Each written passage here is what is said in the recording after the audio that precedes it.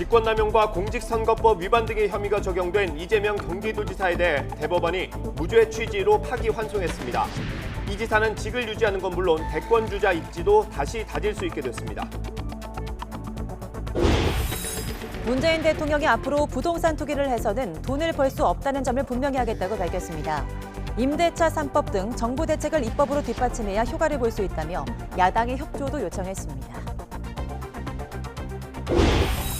고 박원순 서울시장의 사망 경위를 조사하는 경찰이 전 비서실장에 이어 서울시 관계자들을 차례로 불러 조사하고 있습니다. 임순영 서울시 젠더특보도 곧 소환할 것으로 보입니다. 부산에 들어온 외국 선박의 러시아 선원들 가운데 코로나19 감염자가 무더기로 나와 불안감이 커지고 있습니다.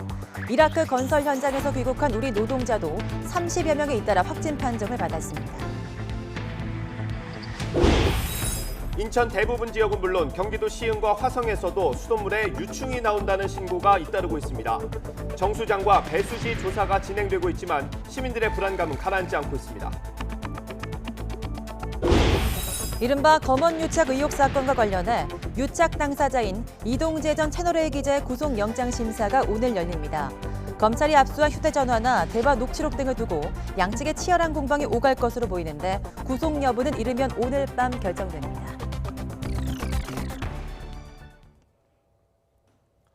여러분 안녕하십니까? 7월 17일 굿모닝 YTN 시작합니다. 친형 강제 입원 논란과 관련해 재판에 넘겨진 이재명 경기도지사에 대해 대법원이 허위사실 공표죄로 처벌할 수 없다고 판단했습니다. 네, 이번 판결로 이재명 지사는 사실상 지사직을 유지할 수 있게 됐습니다. 이경국 기자입니다. 원심 판결 중 유무죄 부분을 포함한 유죄 부분을 파기하고 이 부분 사건을 수원고등법원에 환송한다. 검사의 남의 상고를 기각한다. 정치 생명을 걸고 진행된 1년 7개월간의 이재명 경기도지사 재판. 대법원이 내놓은 결론은 무죄였습니다. 후보자 토론회 당시 친형 강제 입원 절차 진행 지시 등 자신이 관여한 걸 밝히지 않은 이 지사의 발언이 관건이었습니다. 이에 대해 대법원은 우선 이 지사가 자신의 관여 여부를 공개할 법적 의무를 지지 않고 상대방 질문에 방어 취지로 답변한 걸 두고 적극적으로 반대되는 사실을 밝혔다고 보기도 어렵다고 설명했습니다. 특히 토론은 제한 시간 내에 즉흥적으로 계속 진행돼 표현의 명확성에 한계가 있을 수밖에 없다며 이 지사의 발언을 토론 주제나 맥락과 관계없는 일방적 허위사실 공표로 볼 순 없다고 판단했습니다. 선거인의 정확한 판단을 거르칠 정도로 의도적으로 사실을 왜곡한 것이 아닌 한 일부 부정확 또는 다소 과장되었거나 다의적으로 해석될 여지가 있는 경우에도 허위사실 공표 행위로 평가되어서는 안 됩니다. 대법원은 앞서 무죄가 선고됐던 나머지 부분은 원심과 똑같이 판단했습니다. 일단 대법원의 판단에 경의를 표합니다.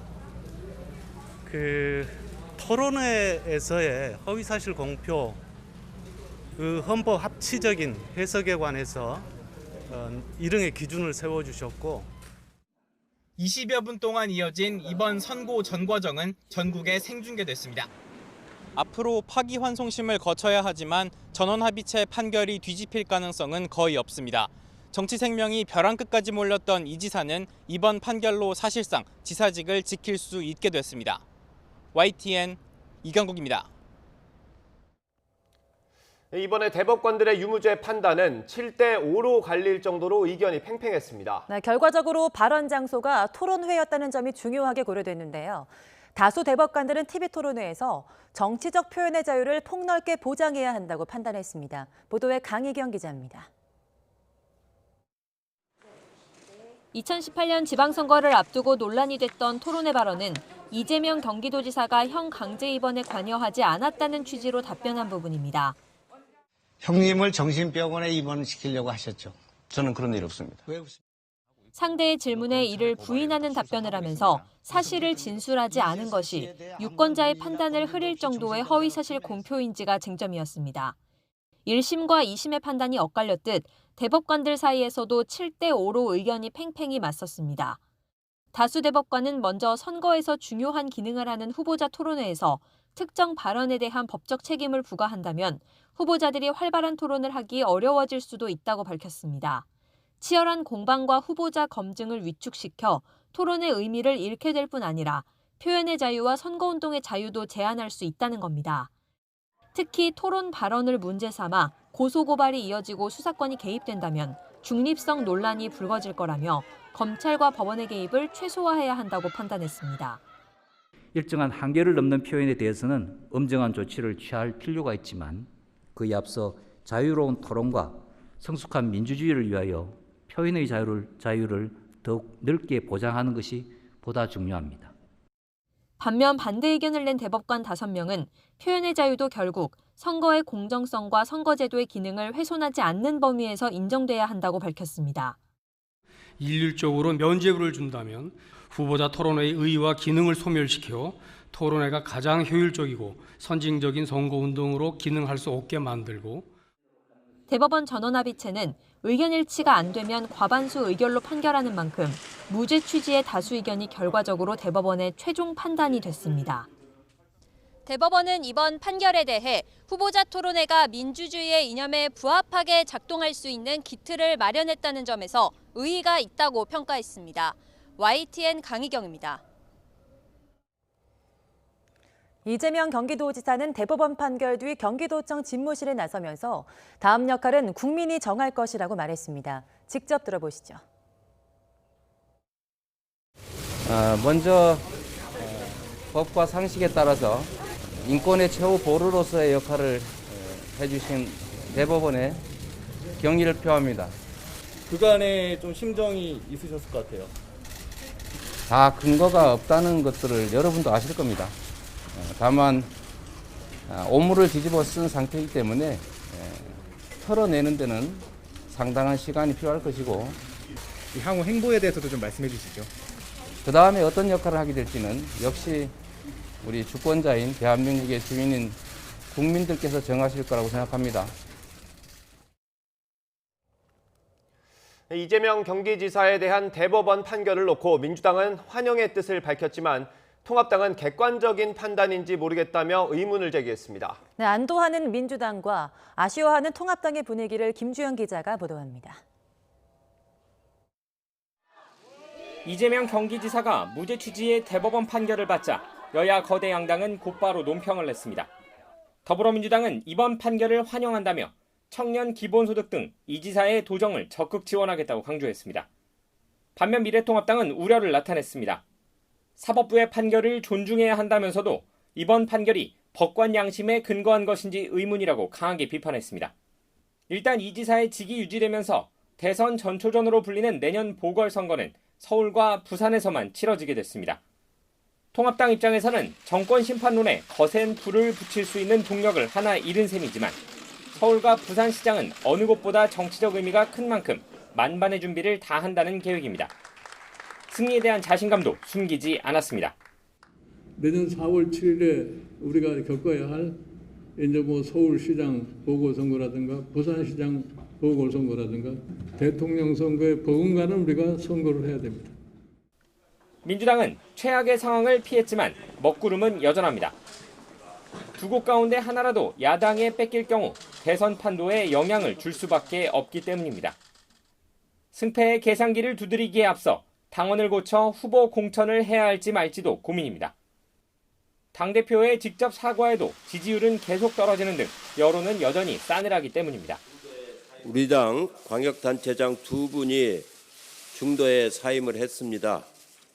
당대표로서 너무 참담하고 국민께 뭐라 드릴 말씀이 없습니다. 국민들께 큰 실망을 드리고 행정 공백이 발생한 것에 대해서 책임을 통감합니다. 이재명 지사가 자리를 지키며 민주당은 한숨을 돌리게 됐지만 야당들은 정치적 무죄를 의미하는 것은 아니라며 날을 세웠습니다. 일단 불미스러운 사건으로 보궐선거가 치러지게 된 만큼 여당은 정치적 책임을 지라는 공격에서 자유롭지 못하게 됐습니다. YTN 김주영입니다. 문재인 대통령이 20대 국회의 가장 큰 실패는 협치의 실패였다면서 21대 국회는 대결과 적대의 정치를 청산하고 새로운 협치의 시대를 열어야 한다고 말했습니다. 문 대통령은 21대 국회 개원 연설을 통해 협치도 손바닥이 서로 마주쳐야 가능하다며 실천이 이어지지 못한 것은 자신을 포함한 모두의 공동 책임이라며 이같이 말했습니다. 문재인 대통령은 이번 연설에서 부동산 대책과 남북 관계 진전을 위한 구상도 제시했습니다. 특히 부동산과 관련해서는 앞으로 부동산 투기를 통해서는 돈을 벌 수 없다는 점을 분명히 하겠다고 밝혔습니다. 신호 기자의 보도입니다. 국회와 정부가 가장 시급하게 답해야 할 민생 문제로 문 대통령은 부동산 대책을 꼽았습니다. 투기 수요를 억제하지 않고서는 실수요자도 보호할 수 없다면서 이를 위한 모든 수단을 강구하겠다고 다시 한번 밝혔습니다. 다주택자에 대한 주택 보유 부담을 높이고 시세 차익에 대한 양도세를 대폭 인상하여 부동산 투기를 통해서는 더 이상 돈을 벌 수 없다는 점을 분명히 하겠습니다. 특히 문 대통령은 주택 공급 확대를 요구하는 야당의 목소리에 귀를 기울이면서 필요한 방안을 적극 검토하겠다고도 강조했습니다. 임대차 3법 등 정부 대책을 입법으로 뒷받침해야 효과를 볼 수 있다며 협조도 요청했습니다. 남북 관계나 북미 관계는 아슬아슬한 얼음판에 비유했습니다. 한반도 평화는 여전히 취약하고 어렵게 만들었던 성과도 미완성이라며 당파를 넘어 지혜를 모을 때라고 강조했습니다. 전쟁 불용과 상호 안전보장, 공동 번영의 3대 원칙 이행에 최선을 다할 거라며 국회도 함께 해달라고 요청했습니다. 남북관계의 뒷걸음질 없는 전진, 한반도 평화의 불가역성을 국회가 담보해 준다면 한반도 평화의 추진 기반이 더욱 튼튼해질 것입니다. 지난 국회에서 무산된 판문점 선언 국회 비준 동의를 다시 추진하겠다는 뜻을 밝힌 것으로 해석됩니다. 법에 정한 출범일이 이미 지난 고위공직자 범죄수사처에 대해서는 이번 임시국회 회기인 8월 4일까지 공수처장 추천과 청문회까지 열어달라고 당부했습니다. 개원식 축하를 마치고 국회를 나설 때는 한 남성이 문 대통령을 향해 가짜 평화주의자라고 소리치며 신발을 던지는 소동을 벌였다가 연행됐습니다. YTN 신호입니다. 미래통합당 주호영 원내대표는 문재인 대통령의 21대 국회 개원 연설에 대해 대단히 실망스럽다고 혹평했습니다. 주 원내대표는 개원 연설 뒤 기자들과 만나 문 대통령이 하고 싶은 말만 하고 국민이 궁금해하는 현안에 대한 얘기는 하지 않았다며 이같이 밝혔습니다. 정의당은 국민을 위한 국회의 길을 당부하는 대통령의 말에 여성의 삶은 언급조차 되지 못했다며 유감을 표했습니다. 정의당 조혜민 대변인은 문재인 대통령이 21대 국회에서의 여성 의원의 숫자와 헌정사상 첫 여성 국회 부의장의 탄생만을 강조하고 여성들의 삶을 언급하지 않았다며 이같이 밝혔습니다. 고 박원순 전 서울시장의 사망 경위를 수사하는 경찰이 연이틀 서울시 관계자들을 불러 조사했습니다. 두 사람은 참고인 신분으로 조사를 받았는데 정확한 신원은 확인되지 않았습니다. 그제 고한석 전 서울시 비서실장을 소환해 3시간 반가량 조사를 마친 경찰은 임순영 서울시 젠더특별보좌관을 비롯해 서울시 정무라인을 위주로 박 전 시장의 사망 경위를 조사하고 있습니다. 고 박원순 전 서울시장을 고소한 피해자를 지원하는 여성단체들은 시장이 피해자에게 새벽 마라톤을 같이 뛰도록 요구했다는 내용을 추가 공개했습니다. 피해자가 고소한 뒤 회견 당일에는 서울시 공무원이 연락해서 기자회견을 만료하는 등 2차 가해를 저질렀다고도 폭로했습니다. 나혜인 기자입니다. 피해자를 지원하는 한국성폭력상담소와 한국여성의 전화는 민간합동조사단 구성 등 서울시가 내놓은 진상규명 대책에 강한 의문이 든다고 밝혔습니다. 피해자 상담을 바탕으로 비서가 사실상 시장의 뒷돈조 같은 역할을 해야 했던 업무 환경을 고발했습니다. 시장이 마라톤을 하는데 여성 비서가 있어야 기록이 더 잘 나온다며 주말 새벽 출근을 강요하고 업무 결제 때 심기를 보좌하는 역할을 요구하는 등 구체적 사례를 거론한 겁니다. 낮잠을 깨우거나 혈압을 재는 업무도 여성 비서에게 한정됐고 이 과정에서 성희롱 발언이 빈번했다고도 지적했습니다. 왜곡된 성 역할과 성폭력을 조장하고 묵인할 수밖에 없는 구조였다는 겁니다. 비서의 업무는 시장의 심기를 보조하는 역할이자 노동으로 일컫거나 피해를 사소하는 등의 반응이 고소 사실이 알려진 뒤 서울시 전현직 공무원들과 보좌관, 비서관들이 피해자에게 연락해 2차 가해를 한 정황도 폭로했습니다. 기자회견을 만류하고 여성단체에 휩쓸리지 말라거나 증거 없이는 진실을 밝히기 힘들 거라며 압박했다는 주장입니다. 서울시가 민관합동조사단 구성을 포함한 대책을 밝혔지만 진상을 제대로 밝힐 능력도 의지도 없는 것으로 보인다고 비난했습니다. 그러면서 경찰이 직접 나서 서울시장 집무실이 있는 시청 6층에 자료를 확보하라고 요구했습니다. 이와 함께 서울시에는 그동안 시청에서 일상적으로 성폭력을 경험했다는 제보가 잇따랐다며 피해자가 불이익을 우려해 목소리를 낼 수 없는 환경을 개선하라고 촉구했습니다. YTN 나혜인입니다. 고 박원순 시장에게 피소 사실이 유출됐다는 의혹과 관련해 논란이 좀처럼 가라앉지 않고 있습니다. 그 중심에 맨 처음 관련 내용을 보고했다는 임순영 서울시 젠더특별보좌관이 있는데요. 본인은 그저 떠도는 소문을 전했다는 입장입니다. 어디서 어떤 소문을 접한 건지가 관심입니다. 부장원 기자입니다. 박원순 전 시장에게 성추행 내용을 처음 알린 당사자는 임순영 서울시 젠더특보로 알려졌습니다. 임 특보는 피소 사실 자체는 몰랐다며 외부에서 불미스러운 소문을 듣고 전했을 뿐이라고 말했습니다. 피해자가 경찰에 고소한 건 몰랐고 주변에서 전해들은 풍문을 보고했던 건데 대체 이 정보를 어디서 어떻게 입수했는지는 여전히 미궁 속입니다. 피해자 쪽에서 고소장을 접수하기 전 박 시장 주변에 알려준 게 아니냔 말도 있었지만 당사자들은 사실이 아니라고 일축했습니다. 피해자가 고소 사실을 알리거나 시장실에 암시한 적이 있는지 물어보셨는데요. 일체 그런 적이 없습니다. 고소장을 접수하고 이 정보가 나가지 않도록 하기 위해서 바로 그날부터 조사를 시작해서 다음으로 거론된 건 임 특보의 과거 이력. 임 특보는 서울시에 몸담기 전에 현재 피해자 측 지원을 맡은 한국성폭력상담소에서 활동했는데 이 단체 인사가 미리 알려준 게 아니냐는 겁니다. 이에 대해 성폭력상담소 측은 그런 얘기가 있어 여러 차례 확인했지만 상담소 내부에서 유출된 건 아니라고 부인했습니다. 현재까지 확인된 건 경찰이 고소 사실을 청와대에 보고했다는 것뿐입니다. 이런 가운데 몇몇 시민단체가 임 특보 등 서울시 관계자들과 경찰, 청와대를 유출 혐의로 검찰에 고발하면서 조만간 관련 수사가 시작될 전망입니다. 경찰은 믿기 어렵죠. 검찰이 해야죠. 서울청, 본청, 그리고 청와대 여기가 조사 대상인데, 수사 대상인데 수사 대상인 단체에 그 수사를 하라고 하면 이건 하나만한 거죠. 피해자 측이 철저한 진상규명을 요구하며 다음 주 2차 기자회견을 예고한 가운데 검찰 수사로 의혹의 실마리가 풀릴지 주목됩니다. YTN 부장원입니다. 검찰이 이번 사건에 대해 2차 가해 논란에 빚은 진혜원 검사에 대한 징계 착수 여부를 검토하고 있습니다. 대검찰청은 진 검사에 대한 징계를 촉구하는 내용의 한국여성변호사회 공문을 감찰부에 배당했고 아직 감찰 착수 여부는 결정되지 않았다고 밝혔습니다. 진 검사는 지난 13일 SNS에 박 전 시장 등과 팔짱을 끼고 있는 사진을 올리며 남성 2명을 동시에 추행한 증거를 제출한다는 등 피해자 측을 비판하는 취지의 글을 써 논란에 빚었습니다.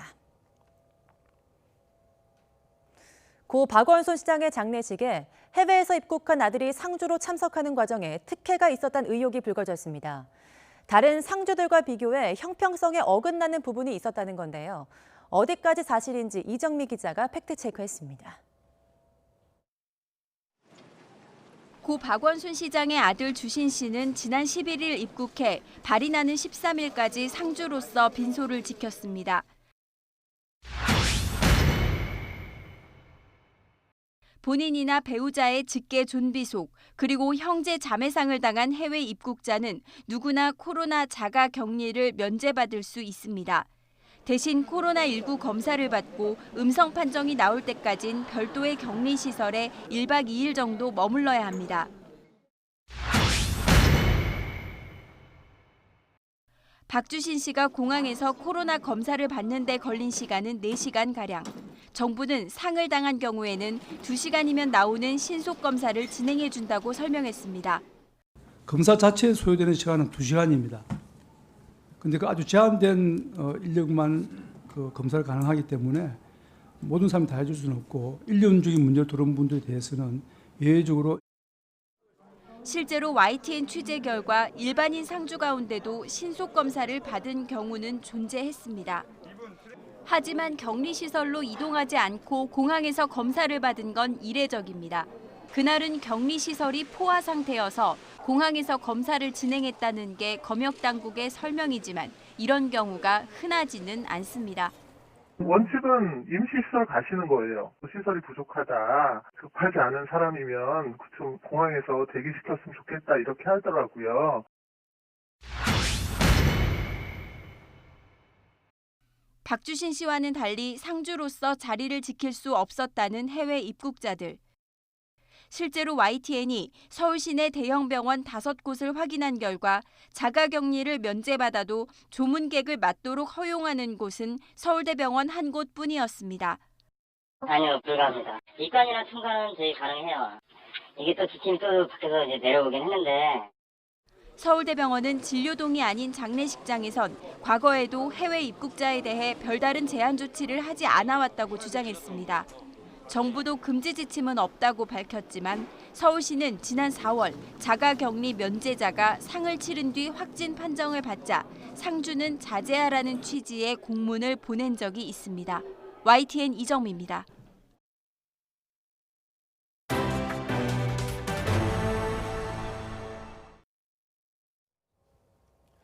부산에 들어온 러시아 선박 세척에서 코로나19 환자가 잇따라 나와서 검역당국에 비상이 걸렸습니다. 국립부산검역소는 지난달 26일 부산 감천항에 입항한 러시아 원양어선 알호의 선원 17명이 코로나19 확진 판정을 받았다고 밝혔습니다. 검역소는 그제 저녁 감천항에 들어온 러시아 냉동 운반선 K호와 어제 새벽 감천항에 들어온 러시아 원양어선 M호에서도 승선 검역 과정에서 유증상자가 나와 검사한 결과 각각 1명씩 코로나19 확진 판정을 받았다고 설명했습니다. 사흘 전에 이라크에서 단체로 들어온 우리 노동자 가운데 코로나19 환자가 34명으로 늘었습니다. 심각한 이라크 내 상황과 잠복기를 고려하면 추가 환자는 더 나올 수도 있는데요. 정부는 현지 잔류 노동자에 대한 대책 논의에 들어가 있습니다. 김정회 기자입니다. 이라크발 우리 근로자 중 코로나19 확진자가 34명으로 늘었습니다. 입국 검역에서 14명, 지역사회에서 6명이 새로 확인됐습니다. 입국 근로자들은 비행기 탑승 전 출국 검역을 받지 않은 것으로 확인됐습니다. 때문에 무증상으로 들어와 자가격리 중에 확진되는 사례가 더 늘 전망입니다. 즉 탑승 전에 출국 검역이 이루어지는 것을 세계보건기구 등은 강력히 권고하고 있으나 출국 검역은 없었던 것으로 파악을 하고 있습니다. 이라크 국제공항이 폐쇄된 상태라 우리 근로자들은 전세기편으로 카타르 도하로 이동한 뒤 들어왔습니다. 116명의 다른 승객도 함께 탑승해 방역당국은 혹시 모를 기내 감염을 막기 위해 탑승객 추적 조사를 벌이기로 했습니다. 애초 이라크에는 신도시 건설과 원유 정제시설 관련 사업을 위해 우리 근로자 1000여 명이 파견됐습니다. 그러나 2명이 숨지고 1명이 치료 중일 정도로 안전을 위협받고 있습니다. 이라크에선 매일 2~3천 명의 신규 환자가 발생할 정도로 코로나19 상황이 심각합니다. 6월 달에 한 600% 정도 확진자가 증가했어요. 상황이 어렵습니다. 이게 단기간에 호전될 가능성은 좀 없는데. 정부는 19일 2차 전세기를 띄우기로 했습니다. 부처 간 협의도 시작했습니다. 2차 입국자 상황에서도 확진자가 많을 것으로 보여 우한이나 이란, 이탈리아 교민 입국대처럼 별도 격리시설에 2주간 입소시키는 방안, 의료진 파견 방안 등이 우선 논의되고 있습니다. YTN 김정혜입니다. 주한미군 사령부는 지난 9일부터 15일 사이에 미국에서 들어온 주한미군 장병 12명과 장병 가족 2명 등 모두 14명이 코로나19로 확진됐다고 밝혔습니다. 이 가운데 장병 9명과 가족 2명 등 11명은 미국 정부 전세기를 타고 오산 공군기지를 통해 입국했고 나머지 3명은 민간 항공기편으로 인천국제공항에 도착한 뒤 코로나19 확진 판정을 받았습니다. 제주의 가족집을 방문한 뒤 서울에서 코로나19 확진 판정을 받은 70대 A씨의 접촉자 3명이 확진 판정을 받았습니다. 제주도는 A씨가 지난 9일부터 6일 동안 제주에 머물며 접촉한 20명 가운데 가족 2명과 A씨가 다녀간 사우나 직원 1명 등 3명이 코로나19 확진 판정을 받았다고 밝혔습니다. A씨는 제주에 머무는 동안 제주시 한림읍 지역에 있는 사우나와 다방, 식당 등 3곳을 찾은 것으로 확인됐습니다. 해운대에 이어서 강원도 동해안 대형 해수욕장에서도 밤에 술을 마시고 음식을 먹는 행위가 금지됩니다. 강원도는 코로나19 확산을 막기 위해서 강릉, 경포와 양양, 낙산, 속초 등 지난해 이용객이 30만 명 이상인 8개 해수욕장에서 야간 음주와 취식 행위를 금지하는 집합 제한 행정명령을 내렸습니다. 이에 따라 해수욕장 개장 기간 저녁 7시부터 다음 날 새벽 6시까지 음주와 취식이 금지되고 행정명령을 어기면 감염병 예방법에 따라 300만 원 이하의 벌금을 물립니다. 국내 코로나19 증상은 기침과 발열, 피로 등 다양한 것으로 파악됐습니다. 중앙방역대책본부는 환자 8,900여 명의 임상 정보를 분석한 결과 입원 치료자 주요 증상으로는 기침과 가래, 발열, 두통 순서로 나타났습니다. 설사나 구토, 메스꺼움, 피로와 권태 등을 겪은 환자도 일부 확인됐습니다. 이에 방역당국은 환자를 빨리 발견하는 게 중요한 만큼 코로나19 증상으로 보이지 않을 때라도 적극적으로 진단검사를 받아달라고 당부했습니다. 미국 입국을 위한 비자 발급 업무가 오는 20일부터 재개됩니다. 네, 발급 중단 넉 달 만인데요. 대상은 당장 가을 학기부터 수업을 받아야 하는 유학생 위주입니다. 장하영 기자입니다. 코로나19로 중단됐던 미국 비자 발급 업무가 다음 주부터 재개됩니다. 주한미국 대사관은 오는 20일부터 FMJ 비자 신청자를 위한 비이민 비자 발급 서비스를 일부 재개한다고 밝혔습니다. F와 M, J 비자는 학생과 교환 방문자를 위한 비이민 비자입니다. 미국은 지난 3월 20일부터 우리나라를 포함해 대부분의 국가에서 비자 발급 업무를 중단했습니다. 4달 만에 비자 업무를 재개하는 건 다음 달부터 미국 대학이 가을 학기를 시작하기 때문인 걸로 보입니다. 앞서 트럼프 행정부는 온라인 수업만 듣는 외국인 유학생 비자를 취소하기로 했다가 대학들의 거센 반발에 방침을 철회했습니다.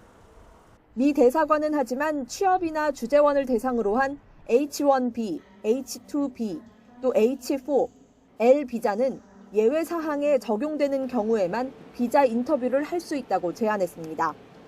이에 따라 코로나19를 위한 의료 전문가, 또 국가안보나 경제 전문가 등 미국 국가이익을 위해 아주 예외적인 경우에만 취업비자가 허용될 걸로 보입니다.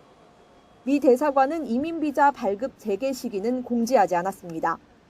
그러면서 가능한 신속히 비자 신청을 처리하겠지만 업무 적체로 발급 대기 시간이 다소 길어질 수 있다고 설명했습니다. YTN 장하영입니다. 유럽연합 27개 회원국 정부를 대표하는 기구인 EU 이사회가 우리나라 등 13개국 주민에 대한 입국 제한 해제를 권고했습니다. EU 이사회는 현지 시각 16일 갱신한 EU 여행 제한의 단계적 해제에 대한 권고에서 각 회원국이 16일부터 역외 국경에서 입국 제한을 점진적으로 해제해야 하는 13개 국가 명단을 제시했습니다. 포함된 국가는 우리나라와 일본, 중국, 알제리, 호주, 캐나다, 조지아, 모로코, 뉴질랜드, 르완다, 태국, 튀니지, 우루과이입니다. 일본에서 석 달 만에 코로나19 하루 환자 수가 600명을 넘어섰습니다. 도쿄에선 코로나19 사태가 시작된 뒤 가장 많은 환자가 나왔고 오사카 등 주요 도시에서도 감염이 빠르게 퍼지고 있습니다. 도쿄 이경아 특파원입니다. 도쿄에서 가장 많은 코로나19 확진자가 나온 것은 지난 10일에 243명입니다. 이번에는 이 수치보다 40여 명이나 더 많은 감염자가 하루 새 나왔습니다. 도쿄도는 환자가 크게 늘어난 것은 지금까지 가장 많은 4천여 건을 검사했기 때문이라고 밝혔습니다. 심각한 것은 감염 경로를 모르는 환자가 빠르게 늘고 있다는 겁니다. 不明者数ですけれども7日間平均で77名を超えまして、先週の2倍となったと。でこの同じペースで、増えていきますと4週間経てば約16倍、計算すると約1200人。 도쿄뿐 아니라 지방도 비상입니다. 홋카이도 삿포로시에서는 유흥가를 중심으로 대규모 집단 감염이 발생했습니다. 오사카에서도 긴급사태 해제 이후 가장 많은 60여 명이 확진 판정을 받았고 발생 범위도 점점 넓어지고 있습니다. 徐々に大阪市内が多かったのが市外にも広がりつつあると、年齢層も少しずつ上がりつつあるという状況だと思います。 최근에는 도쿄에서 지방으로의 감염 확산도 두드러집니다. 지자체 20곳에서 주민 41명이 이달 들어 도쿄에 다녀온 뒤 감염이 확인됐습니다. 결국 일본 정부는 거센 비판 속에도 강행하려던 여행 지원 캠페인 대상 지역에서 도쿄를 빼기로 했습니다. ありますが、今晩開催される専門家における分科会においても議論される、このように承知しています。各地の感染状況を注視しつつ、感染症の専門家のご意見も伺いながら適切に対応していきたい、こういうふうに思います。 젊은이의 거리 시부야는 오늘도 변함없이 많은 사람들로 붐비는 모습입니다. 사회적 긴장감이 이미 풀린 상황 속에 법적 조치 없는 요청만으로 지금의 무서운 확산세를 잡을 수 있을 것인지 우려의 목소리가 커지고 있습니다. 도쿄에서 YTN 이경아입니다. 중국의 코로나19 상황이 진정세에 접어든 가운데 최근 확진 사례가 거의 나오지 않았던 서부 신장 위구르 자치구에서 환자 한 명이 나왔습니다. 신장자치구 보건당국은 그제 우르무치에서 판매점 직원으로 일하는 24살 여성이 확진 판정을 받았다고 발표했습니다. 또 현재 환자의 병세는 심각하지 않지만 밀접 접촉자 3명이 무증상 감염으로 판정돼 격리했다고 덧붙였습니다. 프랑스가 코로나19 재확산 기미가 보이자 공공장소 실내에서도 마스크 착용을 의무화하기로 했습니다. 이에 따라 공공장소의 실내 공간은 물론 상점이나 대중이 자주 방문하는 곳은 실내 마스크 착용이 의무화됩니다. 미국에서 코로나19가 재확산하는 가운데 한 주지사가 마스크 착용을 의무화하지 못하게 해서 논란이 일고 있습니다. 브라이언 캠프 조지아 주지사는 현지 시각 15일 시 정부가 자체적으로 마스크 착용을 의무화하는 것을 금지하는 행정명령에 서명했다고 워싱턴 포스트와 CNN이 보도했습니다. 이 행정명령은 이미 조지아주 내 10여 개 카운티와 시에서 시행 중인 마스크 착용 의무화를 무효화시키는 명령입니다. 인천에 이어 경기도 시흥과 화성에서도 수돗물에서 유충이 나왔다는 신고가 잇따르고 있습니다. 이 지자체마다 정수장 청소와 배수 작업을 벌이고 있는데 유충이 외부에서 유입됐을 가능성도 조심스럽게 제기하고 있습니다. 이기정 기자의 보도입니다. 수돗물을 받아놓은 컵에 길이 0.5cm 정도 되는 유충 2마리가 떠 있습니다. 인천 계양구 가정의 화장실에서 발견된 겁니다. 이른 아침 시간대 많이 지금 나오고 있습니다. 그래서 조금 마음이 좀 불안합니다. 이제 이걸로 샤워도 해야 되고 지금 이런 상황인데. 부평 정수장으로부터 물을 공급받는 계양구와 부평구에서는 30여 건의 유충 발생 신고가 접수됐습니다. 부평 정수장 측은 민원 현장마다 유충 형태가 제각각이라며 정수장 관리를 철저히 하고 있다고 강조했습니다. 저희는 오전 처리를 해서 강력한 산화제를 투입하고 있어요. 염소 소독제보다 더 강한 소독. 인천에서는 옹진군을 제외한 전 지역에서 194건의 민원이 접수된 가운데 영종도에서도 유충 발생 신고로 한바탕 소동이 일었습니다. 하지만 240세대 가운데 1층에 거주하는 단 한 세대에서만 유충이 발견된 점, 그리고 급수관 등에선 더는 발견되지 않은 점 등을 들어 수도꼭지와 저수조 등에 깔따구가 알을 낳는 경우가 아닌지 조심스럽게 추정하고 있습니다. 단정 지을 수는 없지만 우리 주택에서 생활하면서 문을 자주 열고 환기하는 그런 상황을 볼 때 바깥에서 유입될 가능성도 충분하다고 봅니다. 인천시는 4개 정수지와 10개 배수지에 대한 청소와 함께 13만여 톤의 소화전 방류도 진행했습니다. 인천에 이어 경기 시흥시와 화성시에서도 수돗물 유충 발견 신고가 잇따르고 있습니다. 해당 지자체들은 수돗물을 공급하는 정수장과 배수지 등에 대한 조사를 벌이고 있지만 시민들의 불안감은 좀처럼 가라앉지 않고 있습니다. YTN 이기정입니다. 검언 유착 의혹 사건 당사자인 전 채널A 기자의 구속 여부가 이르면 오늘 밤에 결정됩니다. 영장심사에서는 검찰이 압수한 휴대전화나 대화 녹취록을 놓고 치열한 공방이 오갈 전망입니다. 박석영 기자의 보도입니다. 검언유착 의혹 수사 착수 이후 처음으로 핵심 인물인 이동재 전 채널A 기자가 구속 갈림길에 서게 됐습니다. 구속영장 심사에서는 먼저 영장 발부의 중요 기준인 증거인멸을 놓고 설전이 예상됩니다. 검찰은 이 전 기자가 휴대전화 2대와 노트북 PC를 초기화한 게 증거인멸 목적이고 실제로 상당 부분 이뤄졌다고 영장 청구서에 강조한 것으로 전해졌습니다. 이에 이 전 기자 측은 휴대전화와 노트북 초기화는 취재원 보호 차원이고 이를 구속 요건으로 삼는 건 통상적이지 않다고 반박했습니다.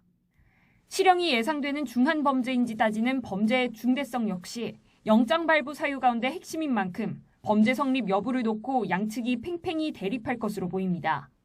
특히 검언유착 의혹의 출발점이 된 각종 녹취록을 두고도 진실 공방이 이어질 전망입니다.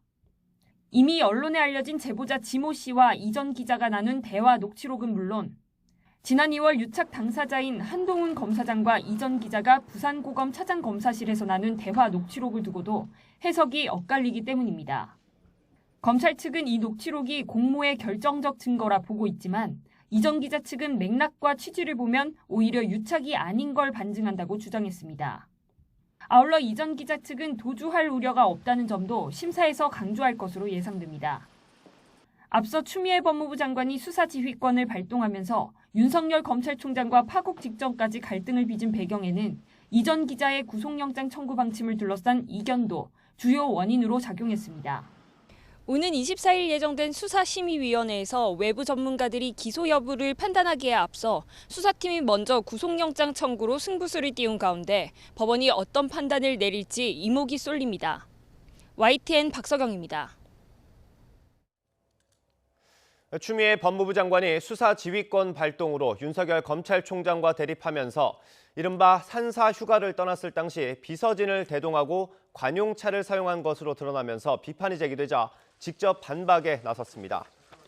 미래통합당 윤한홍 의원이 법무부에서 받은 자료를 보면 추 장관은 지난 7일과 8일 휴가를 내고 경기도 화성에 있는 용주사를 찾으면서 운전기사가 모는 관용차를 이용했습니다.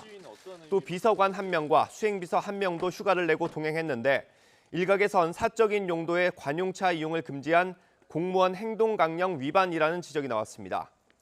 이에 대해 추 장관은 SNS에 올린 글을 통해 개혁을 바라는 민주시민에 맞서 검찰과 언론이 반개혁 동맹 전선을 형성하고 있다며 관음증 보도에 힘을 보태고 있다고 비판했습니다. 법무부 역시 추 장관이 휴가 중이었지만 수시로 보고를 받는 등 업무를 처리 중이었고 언제든지 근무지에 복귀할 수 있도록 관용차를 사용하고 운전기사도 동행한 거라고 해명했습니다. 오바마 전 미국 대통령과 빌 게이츠, 워렌 버핏 같은 유명 인사들의 트위터에 갑자기 비트코인으로 $1,000를 보내면 2배로 불려주겠다는 글이 올라왔습니다. 트위터 계정이 무더기로 해킹당한 건데 해커들이 트위터 내부 직원의 관리자 권한을 탈취하면서 시작된 것으로 추정됩니다. 조승희 기자가 보도합니다. 2006년 창사 이래 최악의 보안 사고를 당한 트위터는 사건이 자사 계정 관리자를 해킹하면서 시작된 것으로 추정했습니다. 트위터는 자사 공식 계정을 통해 조직적인 사회공학적 공격으로 추정되는 행위를 발견했다고 밝혔습니다. 사회공학적 공격이란 시스템상의 허술한 면을 공략하는 것이 아니라 시스템 운영자의 취약점을 이용해 해킹하는 기법을 말합니다. 전형적인 수법으로는 특정 사이트 운영자의 이메일 등으로 접근해 이른바 백도어를 서버에 심는 것을 들 수 있습니다. 일각에선 해커들이 트위터 내부 직원을 매수했다는 주장도 나왔습니다. 한 IT 전문 매체는 해킹 가담을 주장하는 2명의 익명 정보원을 인용해 트위터 직원 매수 소식을 전했습니다. 저명 인사들의 계정이 무더기로 해킹되면서 오는 11월 미국 대통령 선거에 미칠 파장에 대한 우려의 목소리도 나왔습니다. High-profile users like this are some of the most protected accounts on social media sites.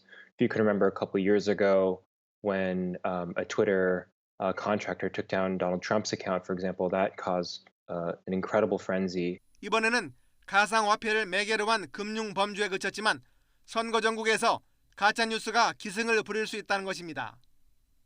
허를 찔린 트위터사가 해킹을 차단해 허위 정보를 막을 수 있는 보안 능력을 과연 보일 수 있을지 우려가 나오고 있습니다. YTN 조승입니다. 허위 성분 파문으로 허가가 취소된 골관절염 유전자 치료제 인보사 의혹과 관련해 이웅열 전 코오롱그룹 회장이 재판에 넘겨졌습니다. 이 전 회장은 식품의약품안전처로부터 인보사 이액 성분에 대해 연골세포로 허가받고도 허가 내용과 다른 신장 유래세포 성분으로 제조 판매해 160억 원의 매출을 올린 혐의를 받습니다. 또 이액 성분과 미국 FDA 임상 중단 등을 허위로 설명하거나 은폐해서 코오롱 티슈진을 코스닥에 상장시켜 2천억 원을 유치하고 허위 공시로 계열사 주가를 인위적으로 띄운 혐의 등도 있습니다.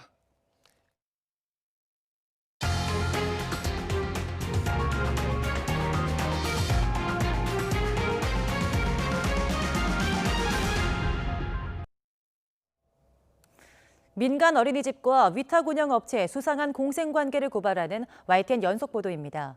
오늘은 리베이트를 적발하지 못하는 당국의 허술한 현장 점검을 짚어보겠습니다. 10년 동안 리베이트를 주고받았는데도 단 한 번 걸린 적이 없는 경우도 있는데요. 얼마든지 당국을 눈속임할 수 있다고 합니다. 안윤학 기자입니다. 경기도 성남의 한 어린이집. 위탁 운영업체와 리베이트를 챙겼다가 내부 고발로 경찰 수사를 받고 있습니다. 70명을 하든 90명을 하든 저는 40만 원 받고 나머지는 다 10년간 보육료를 빼돌렸는데 지자체 감사에 걸린 적은 한 번도 없습니다. 여기 지금 한 10년 정도 일을 그 전에도 이제 검사 나오고 뭐 횟수도 별 문제 없었다. 그냥 다 10년 동안 그냥 지나. 수법은 간단합니다. 가짜 세금 계산서로 눈속임한 겁니다. 저희가 이제 세금에서 처리를 할 때에는 뭐 필요 경비나 이런 걸로 지출할 수 있으니까 저희가 어차피 세무서 본대장 다 해서 저희가 신고를 다 해놨거든요. 그러니까 문제될 건 하나도 없다. 근데 일종의 그것도 페이백 아닌 거야, 맞죠? 교재나 교구를 구매한 뒤 몇 배 비싼 값에 어린이집에 넘겨 이익을 챙기는 방법도 썼습니다.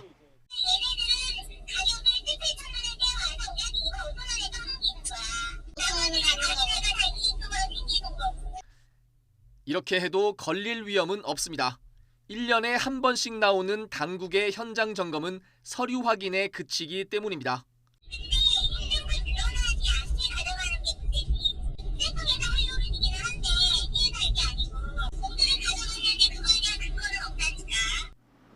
단속 권한이 있는 지자체는 돈의 흐름을 추적할 능력도 그럴 여력도 없다고 실토합니다. 사회복지시설이니까 재무회계규칙, 세출이나 세액 예산과 관련된 부분으로 적합하게 나갔는지 지키도 하고요. 이게 작정하고 이렇게 돈을 리베이트나 이런 걸 해버리면 감당이 솔직히 좀 안 되는 것 같긴 해요. 그렇죠. 보건복지부나 시군구 지자체들이 정말 엄격하고 더 철두철미하게 계획을 세워서 지도 점검할 수 있는데 항상 피할 구멍은 만들어주는 것 같아요. 당국의 허술한 감시망을 비웃듯 어린이집과 위탁 운영업체의 수상한 공생관계는 오늘도 계속되고 있습니다. YTN 안윤학입니다. 상조 서비스 가입 시 TV나 냉장고 등 고가의 전자제품을 사은품으로 주는 듯이 광고하는 경우가 많지만 실제는 소비자가 별도로 이 가전제품들을 구매하는 것이어서 이를 잘 모르는 소비자들의 피해가 잇따르고 있는 것으로 확인됐습니다. 소비자 보호 지침에 따르면 상조 결합 상품 판매업자는 상조 서비스 가입과 가전제품 구입이 별개의 계약이라는 점을 설명해야 하지만 이를 명확하게 설명한 업체는 25%에 불과한 것으로 나타났습니다. 또 상조 결합 상품에 포함된 TV는 9개 상품 중 7개가 온라인 판매가보다 최소 20%에서 최대 172% 더 비쌌고 냉장고는 9개 상품 중 7개가 최소 23%에서 최대 121% 더 비싼 것으로 나타났습니다.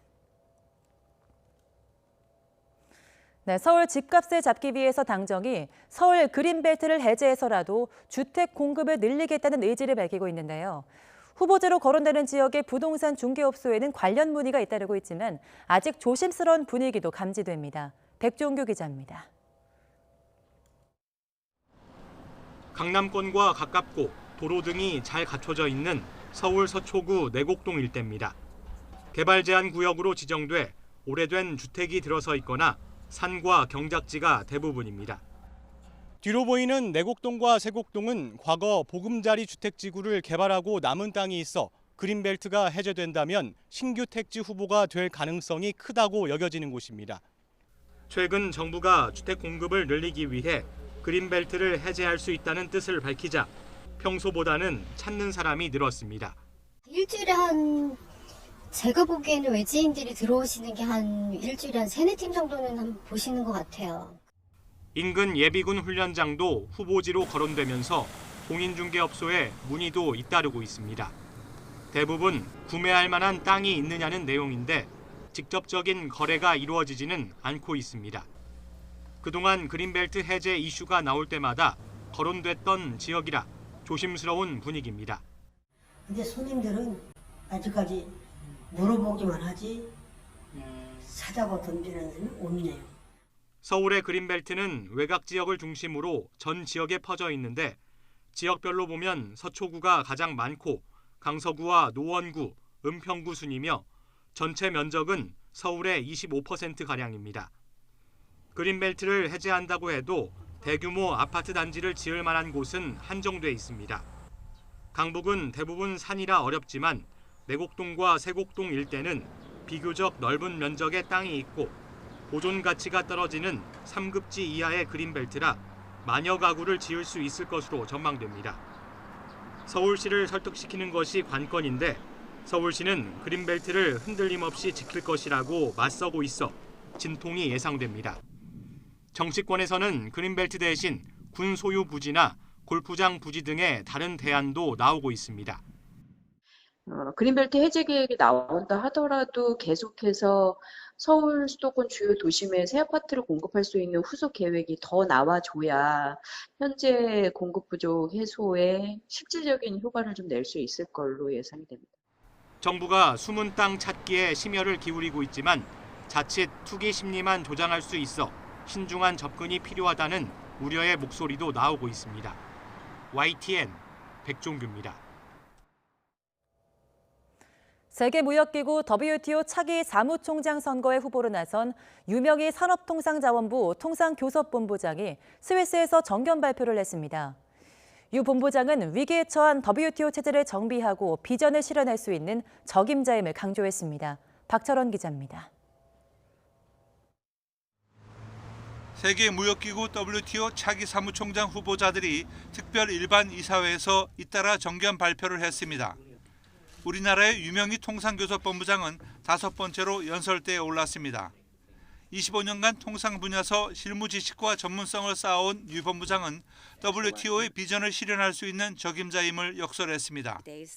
유 본부장은 WTO가 분쟁 해결에서 대법원 역할을 하는 상소기구로서의 기능이 마비됐다고 진단했습니다. 때문에 WTO의 기능 복원을 통한 다자 무역 체제의 신뢰를 우선 회복해야 한다고 주장했습니다. The WTO is at a crossroads, facing a trust deficit. 위기가 곧 새로운 도전이라고 강조한 유 본부장은 WTO가 도전에 맞서 일어날 수 있을 거라 말한 뒤 3가지 핵심 비전을 제시했습니다.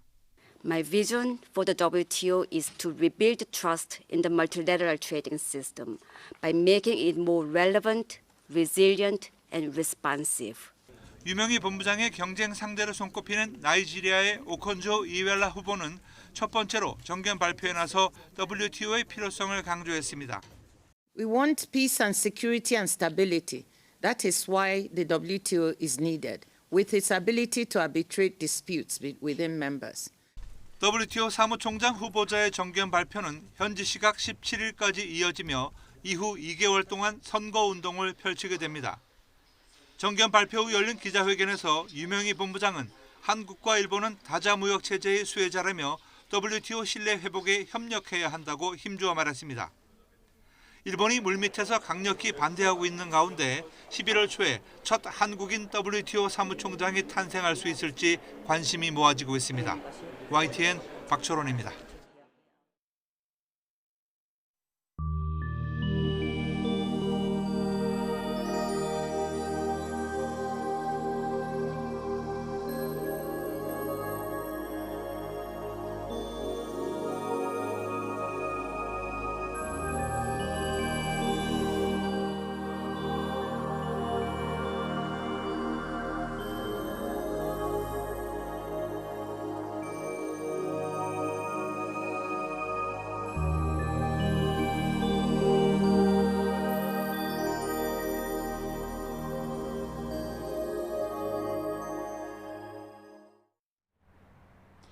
제헌절인 오늘도 30도 안팎의 푹푹 찌는 무더위가 기승을 부리겠습니다. 오늘 서울의 한낮 기온은 30도로 어제와 비슷하겠고요. 춘천의 낮 기온은 32도까지 올라서 무척 무덥겠습니다. 기온이 오르며 대기가 불안정해지는 오후에는 서울을 비롯한 내륙 곳곳으로 소나기도 지나겠습니다. 예상되는 소나기의 양은 5에서 70mm가 되겠는데요. 국지적으로 돌풍과 벼락을 동반한 시간당 30mm가 넘는 강한 비가 쏟아지겠고요. 우박이 떨어지는 곳도 있겠습니다. 시설물 관리와 안전사고에 유의하시는 게 좋겠습니다. 오늘 낮 기온은 서울과 대전, 대구 모두 30도, 광주 29도 등으로 어제보다 1, 2도가량이 높겠습니다. 주말인 내일은 북상하는 장마전선의 영향으로 오후에 제주도에서 비가 시작돼 밤에는 남해안에도 장맛비가 내리겠고요. 이후 장마전선은 다음 주 후반까지 남북을 오르내리며 전국에 장맛비를 뿌리겠습니다. 오늘도 구름 사이로 볕이 강하게 내리쬐면서 전국의 자외선 지수는 매우 높은 수준까지 치솟겠는데요. 나오실 때는 자외선 차단에도 신경 써주시는 게 좋겠습니다. 지금까지 서울 상암동에서 YTN 신미림입니다. 직권남용과 공직선거법 위반 등의 혐의가 적용된 이재명 경기도지사에 대해 대법원이 무죄 취지로 파기환송했습니다. 문재인 대통령이 앞으로 부동산 투기를 해서는 돈을 벌 수 없다는 점을 분명히 하겠다고 밝혔습니다. 고 박원순 서울시장의 사망 경위를 조사하는 경찰이 전 비서실장에 이어 서울시 관계자들을 차례로 조사하고 있습니다. 이른바 검언유착 의혹 사건과 관련해 유착 당사자인 이동재 전 채널A 기자의 구속 여부가 이르면 오늘 밤 결정됩니다.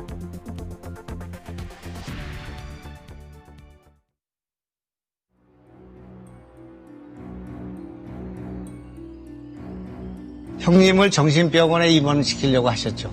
저는 그런 일 없습니다. 왜 없습니까?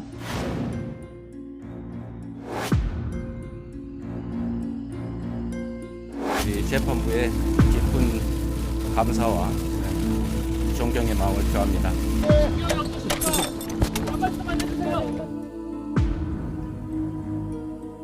겸허하게 결과를 기다리고 제게 주어진 최후의 한순간까지 우리 도정을 챙기는 데 최선을 다하도록 하겠습니다. 유죄 부분을 타기하고 이 부분 사건을 수원고등법원에 환송합니다.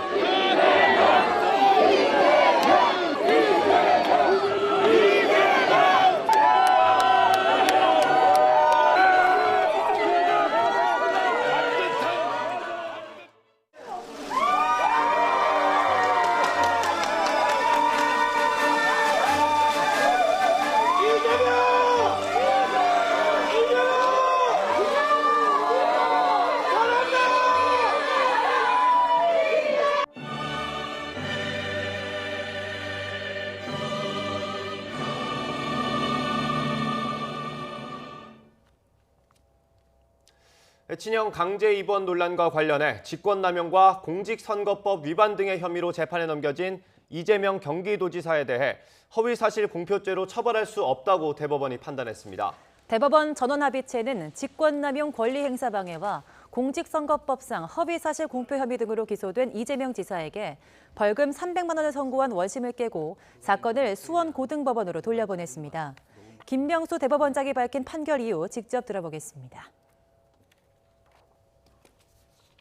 공직선거법은 허위의 사실을 사실의 왜곡과 구분하여 규정하고 있으므로 적극적으로 표현된 내용에 허위가 없다면 법적으로 공개 의무를 부담하지 않는 상황에 관하여 일부 사실을 묵비하였다는 이유만으로 전체 지수를 곧바로 허위로 평가하는 데는 신중해야 합니다. 선거인의 정확한 판단을 거르칠 정도로 의도적으로 사실을 왜곡한 것이 아닌 한 일부 부정확 또는 다소 과장되었거나 다의적으로 해석될 여지가 있는 경우에도 허위사실 공표 행위로 평가되어서는 안 됩니다. 또한 선거를 전후하여 후보자 토론에서 한 발언을 문제 삼아 고소, 고발이 이어지고 이로 인하여 수사권의 개입이 초래된다면 필연적으로 수사권 행사의 중립성에 대한 논란을 피할 수 없습니다. 이번 대법원의 판결로 이재명 지사는 정치적으로 기사회생했습니다. 네, 이재명 지사의 향후 정책 추진과 대선 행보에도 더욱 힘이 실릴 것으로 보입니다. 김학무 기자입니다. 대법원 판결을 TV로 지켜보던 경기도 정치권들. 대법원장의 원심 파기환송 판결이 나오자 나지막한 탄성과 함께 안도의 표정이 역력합니다. 집무실에서 TV로 선고 과정을 지켜보던 이재명 지사도 소감을 밝혔습니다. 인권의 최후 보루로서의 역할을 해주신 대법원에 경의를 표합니다. 객관적 사실에 따라서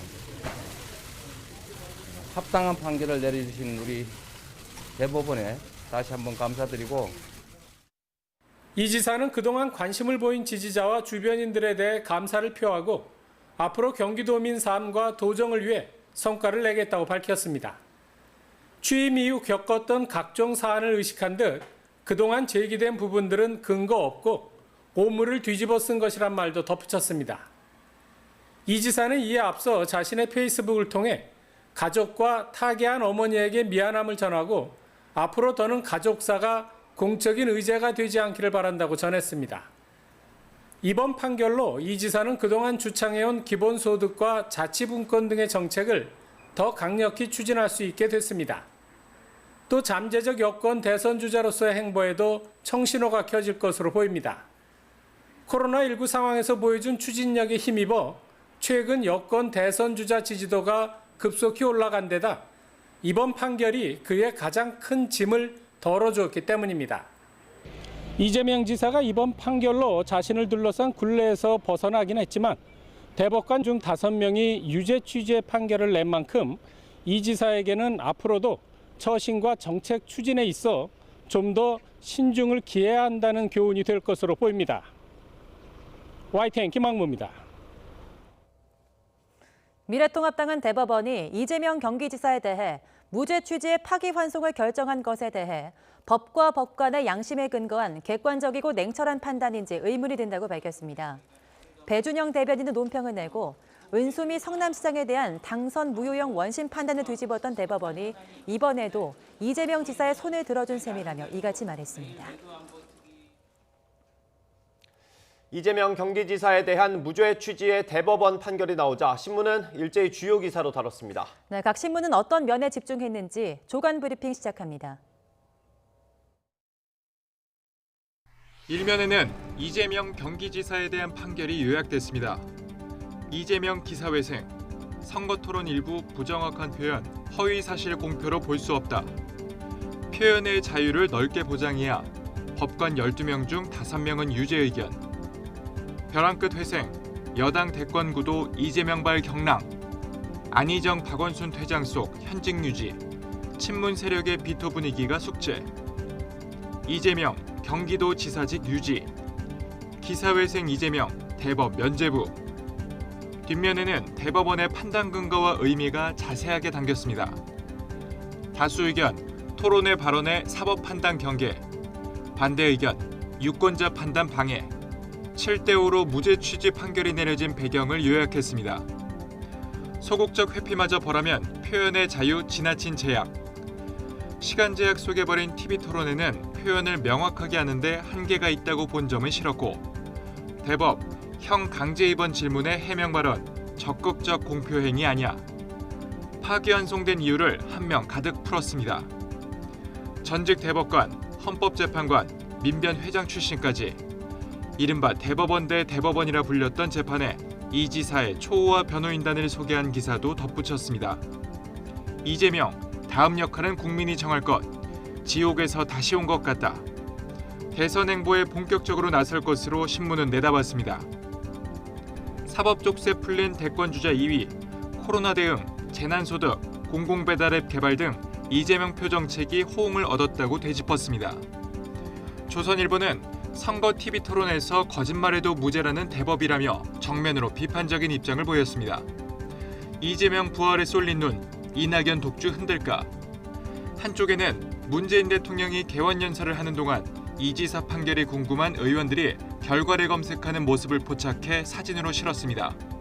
조간 브리핑 조용성입니다. 문재인 대통령이 21대 국회 개원식에서 이제 대결과 적대를 넘어 새로운 협치의 시대를 열자고 제안했습니다. 코로나19 국난 극복은 여야를 넘어서 최우선 국가적 과제라면서 한국판 뉴딜의 완성을 위해 국회 협조가 반드시 필요하다고 강조했습니다. 차정윤 기자입니다. 연설문을 9번 고쳤으며 개원식을 기다려온 문재인 대통령. 각 당을 상징하는 파랑과 분홍, 노랑이 섞인 넥타이를 하고 21대 국회 첫 연설에 나섰습니다. 미래통합당 의원들은 의회 독재에 항의한다며 검은 마스크를 쓰고 자리에 앉았습니다. 문 대통령은 지난 20대 국회의 가장 큰 실패는 협치의 실패였다면서 손바닥을 마주치지 못한 자신과 국회의 공동 책임이라고 고백했습니다.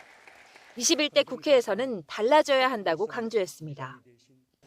21대 국회는 대결과 적대 정치를 청산하고 반드시 협치의 시대를 열어야 합니다. 바이러스와의 싸움도 국회의 협조 없이는 이길 수 없습니다. 지금 국난 극복은 여야를 떠나 최우선 국가적 과제라고 꼽으면서 코로나 위기를 넘지 못한다면 영원한 2등 국가로 남을 것이라고 말했습니다. 질병관리본부의 청승격을 담은 조직 개편안을 신속히 처리하고 국회가 입법으로 뒷받침해달라고 당부했습니다. 한국판 뉴딜의 완성을 위해서도 국회가 아이디어를 제안해달라며 여야 할 것 없는 전폭적 지원을 약속했습니다. 국회가 함께하며 부족한 부분을 채워줄 때 한국판 뉴딜의 구상은 더욱 발전하고 완성되어 나갈 것입니다. 개원 연설이 끝난 뒤에는 국회의장실에서 각 당의 대표와 원내대표들을 만나 차를 마시며 다시 협치를 강조했습니다. 우리 김성인 위원장님 또 주호영 대표님 사이드 소통, 협치, 통합, 타협 다 중시하는 분이라고 생각합니다. 이번 개원 연설에서 문 대통령은 협치와 협력, 협조를 17번이나 언급하며 국회와의 직접 소통 의지를 보였습니다. 그렇지만 야당은 대통령의 연설에 실망했다면서 순탄치 않은 협치의 길을 예고했습니다. YTN 차정은입니다.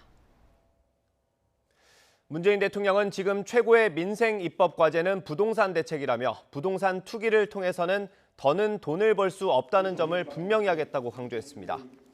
문 대통령은 국회 개원 연설에서 정부는 투기 억제와 집값 안정을 위해 다주택자의 주택 보유 부담을 높이고 시세 차익에 대한 양도세를 대폭 인상하겠다고 밝혔습니다. 반면 1가구 1주택의 실거주자에 대한 부담을 완화하고 서민과 청년 등 실수요자들의 주택 구입과 주거 안정을 위한 대책도 강력히 추진하겠다고 말했습니다. 미래통합당 주호영 원내대표는 문재인 대통령의 21대 국회 개원 연설에 대해 대단히 실망스럽다고 혹평했습니다.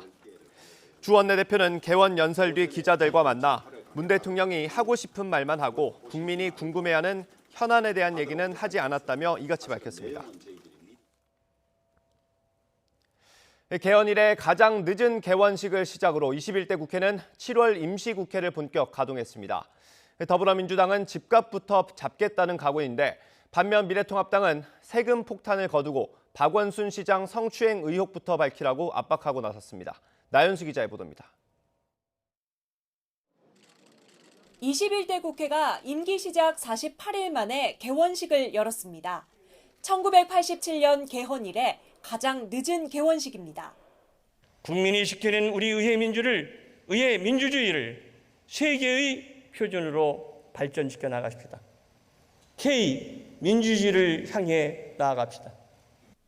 앞선 본회의에서는 더불어민주당 전해철 의원이 국회 정보위원장에 선출됐습니다. 미래통합당과 국민의당이 불참하고 정의당이 투표에 참여하지 않은 상황에서 민주당이 결국 18개 상임위원장을 모두 차지하게 됐습니다. 초유의 입법 권한을 쥔 민주당은 7월 임시국회를 집값 안정의 분기점으로 삼아 모든 정책 수단을 동원하겠다고 밝혔습니다. 7월 임시국회에서 부동산 세법과 임대차 3법을 반드시 처리하겠습니다. 7월 국회 최우선 입법 과제로 처리하겠습니다. 반면 정부의 70 부동산 대책을 세금 폭탄으로 규정한 통합당은 다음 주 대정부 질문에서 대대적인 공세를 펼친다는 방침입니다. 한편으로는 고 박원순 서울시장의 성추행 의혹을 연일 거론하며 여당을 압박하고 있습니다. 당장 오는 20일 김창룡 경찰청장 후보자 인사청문회에서 피소 사실 유출 문제 등을 집중적으로 다루고 특별검사 임명과 국정조사를 계속 요구할 계획입니다. 경찰이 사전에 이거를 알려줬는지 청와대가 알려줬는지 이것에 대한 분명한 해답을 갖다가 얘기할 수 있는 것은 전 대통령이 아닐 생각 이렇게 생각합니다.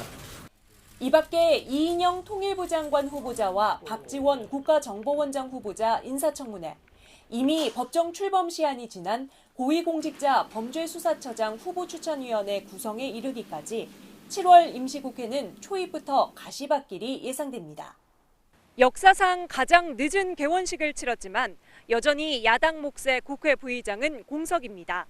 이제 정말 국회가 일해야 할 시간, 책임 정치하겠다는 거대 여당과 견제론을 외치는 제1야당을 국민도 더 매서운 눈으로 지켜보고 있습니다. YTN 나연수입니다. 고 박원순 전 서울시장의 사망 경위를 조사하는 경찰이 전 비서실장에 이어서 서울시 관계자들을 소환 조사하고 있습니다. 조만간 임순영 서울시 젠더특보도 소환할 것으로 보입니다. 박희재 기자입니다. 고 박원순 전 서울시장과 마지막으로 통화한 것으로 전해진 고한석 전 서울시 비서실장을 소환 조사한 경찰이 박 전 시장 주변 인물에 대한 조사를 이어가고 있습니다. 서울시 관계자 2명을 참고인 신분으로 추가로 불러 조사했습니다. 박 전 시장에게 성추행 사건 피소 사실을 처음 보고한 것으로 알려진 임순영 젠더특보는 아직 조사가 이루어지지 않았습니다.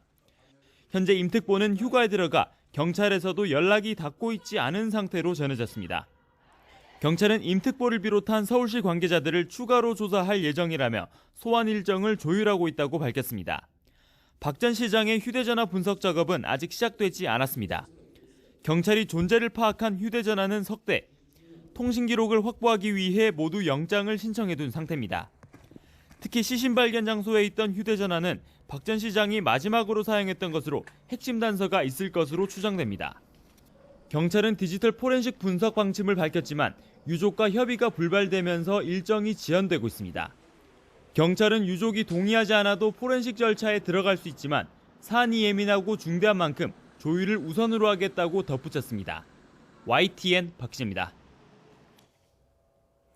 고 박원순 전 서울시장의 성추행 의혹을 고소한 피해자 측이 서울시 비서실이 여성 비서들에게 박 전 시장의 기쁨조 역할을 하도록 요청했다고 추가 폭로했습니다. 서울 여성의 전화와 한국성폭력상담소는 보도자료를 내고 서울시가 여성 비서들에게만 박 전 시장을 위해 기쁨조 같은 역할을 요청했고 비서직에 대한 평가와 교체도 이 역할을 토대로 결정됐다고 주장했습니다.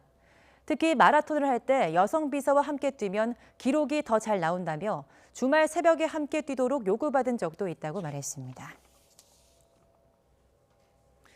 여성가족부가 오늘 낮 정부 서울청사에서 여성폭력방지위원회 민간위원들과 긴급회의를 개최합니다. 오늘 회의는 박원순 전 서울시장의 성추행 의혹 사건과 관련해 피해자 보호와 유사 사건 재발 방지를 위한 의견 수렴차 마련됐습니다. 고 박원순 서울시장의 성추행 의혹이 불거진 가운데 미래통합당 비대위원이 섹스 스캔들이라는 표현을 사용해 논란이 일고 있습니다. 피해 여성의 관련 증언은 없다면서도 여전히 서울시에서 성추문이 나오고 있다고 말해서 사실상 2차 가해를 한 셈이라는 지적이 나오고 있습니다. 또 다른 비대위원은 여성가족부가 제 역할을 못하고 있다며 아예 폐지하고 그 예산을 경제 살리기에 쓰라고 말했습니다. 발언 직접 들어보시죠. 우리는 이제 2가지 진실을 밝힐 때가 되었습니다. 첫째는 박원순 성추행, 서울시 섹스 스캔들 은폐 의혹입니다. 이 섹스 스캔들 관련해서는 성범죄로 제가 규정하고 싶습니다. 피해 여성이 관계를 했다는 증언은 없지만 여전히 서울시 내에서 자행되고 있는 여러 성추문들이 나오고 있는 실정입니다. 권력과 위기에 의한 성폭력과 성추행이 끊이지 않고 있는 이때에 이렇게 쓸데없는 일만 하는 여성가족부를 계속 존치한다는 것은 국민 세금 낭비입니다. 차라리 여성가족부를 해체하고 그 돈으로 어려운 경제 살리기에 보태기를 제안합니다. 여성가족부 해체가 답입니다.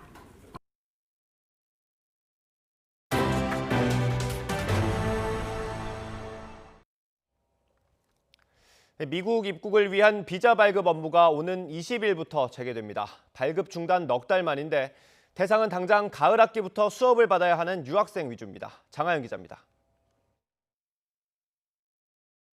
코로나19로 중단됐던 미국 비자 발급 업무가 다음 주부터 재개됩니다. 주한 미국 대사관은 오는 20일부터 FMJ 비자 신청자를 위한 비이민 비자 발급 서비스를 일부 재개한다고 밝혔습니다. F와 M, J 비자는 학생과 교환 방문자를 위한 비이민 비자입니다. 미국은 지난 3월 20일부터 우리나라를 포함해 대부분의 국가에서 비자 발급 업무를 중단했습니다. 4달 만에 비자 업무를 재개하는 건 다음 달부터 미국 대학이 가을 학기를 시작하기 때문인 걸로 보입니다. 앞서 트럼프 행정부는 온라인 수업만 듣는 외국인 유학생 비자를 취소하기로 했다가 대학들의 거센 반발에 방침을 철회했습니다. 미 대사관은 하지만 취업이나 주재원을 대상으로 한 H1B, H2B, 또 H4L 비자는 예외 사항에 적용되는 경우에만 비자 인터뷰를 할 수 있다고 제안했습니다. 이에 따라 코로나19를 위한 의료 전문가, 또 국가안보나 경제 전문가 등 미국 국가 이익을 위해 아주 예외적인 경우에만 취업 비자가 허용될 걸로 보입니다. 미 대사관은 이민 비자 발급 재개 시기는 공지하지 않았습니다. 그러면서 가능한 신속히 비자 신청을 처리하겠지만 업무 적체로 발급 대기 시간이 다소 길어질 수 있다고 설명했습니다. YTN 장하영입니다. 부산항에 들어온 러시아 원양 어선에서 코로나19 환자가 무더기로 발생했습니다. 하역과 수리 작업에 투입된 노동자들은 선내 집단 감염을 모른 채 배에 오른 걸로 나타나서 방역에 심각한 허점이 드러났습니다. 차상은 기자입니다. 지난 3일부터 부산의 한 조선소에서 수리 중인 러시아 원양어선입니다. 이 배에서 코로나19 확진자가 무더기로 발생했습니다. 전체 선원 29명 가운데 하선을 신청한 3명이 확진 판정을 먼저 받았고 추가 진단검사에서 확진자가 2자릿수를 넘어섰습니다. 앞서 검역당국은 입항 당시 배에 직접 올라 선원들의 건강 상태를 확인하는 승선 검역을 진행했지만 발열이나 기침 같은 의심 증상은 없었습니다. 승선 검역을 해도 이게 증상이 없으면은 증상이 하나도 없었어요. 하선하는 사람 전부 다 검사를 하기 때문에 검사를 해가지고 3명이 양성이 됐고 확진자가 나온 원양어선은 수리에 들어가기에 앞서 부산 감천항에서 하역 작업을 진행했습니다. 수리와 하역에 투입된 노동자들은 선내 집단 감염을 모른 채 배에 올라야만 했습니다. 노동자들의 불안은 갈수록 커지고 있습니다. 어찌 검사를 하고 와야 되지. 어떻게 한국에 들어오기로 검사를 하고 들어와야 되는데 그것도 검사 안 하고 그냥 막 들어오니까 이제 여기서 검사할 거는 이제 확진이 나는 거지. 우리나라가 인도적 차원에서 치료비를 부담하기 때문에 외국인들이 악용하는 사례도 있을 것이라고 보는 시각도 있습니다. 무상으로 해주니까 외국 사람 같은 사람들 권리가 일부러 들어오잖아요. 한국으로. 강력하게 했고 외국에서 권리가 알고 들어오는 경우 같은 거는 너도 그러면 이래 해야지. 또 다른 러시아어선 2척에서도 확진자가 추가되고 있습니다. 승선 검역에서 의심 증상자가 발견된 덕분에 부두에서 하역 작업이 이루어지진 않았습니다. 우려했던 러시아 선원들의 집단 감염이 현실화되면서 우리 정부가 러시아 측에 출항 전 검역 강화를 공식적으로 요청해야 한다는 목소리가 커지고 있습니다.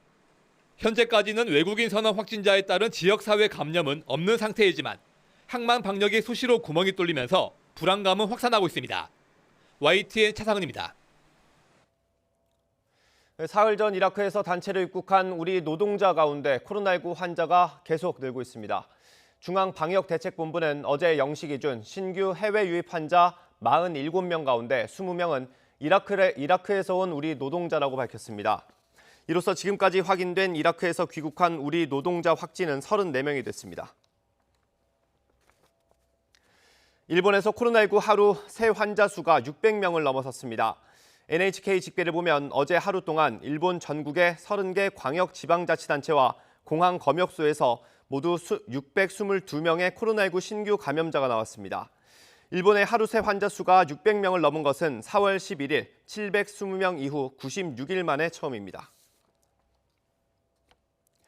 프랑스가 코로나19 재확산 기미가 보이자 공공장소 실내에서도 마스크 착용을 의무화하기로 했습니다.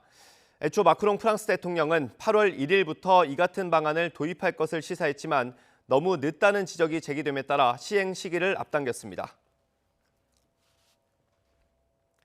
미국의 코로나19 재확산이 계속되면서 각 주가 경제 활동을 다시 제한하는 가운데 월마트가 미국 내 매장에서 마스크 착용을 의무화했습니다.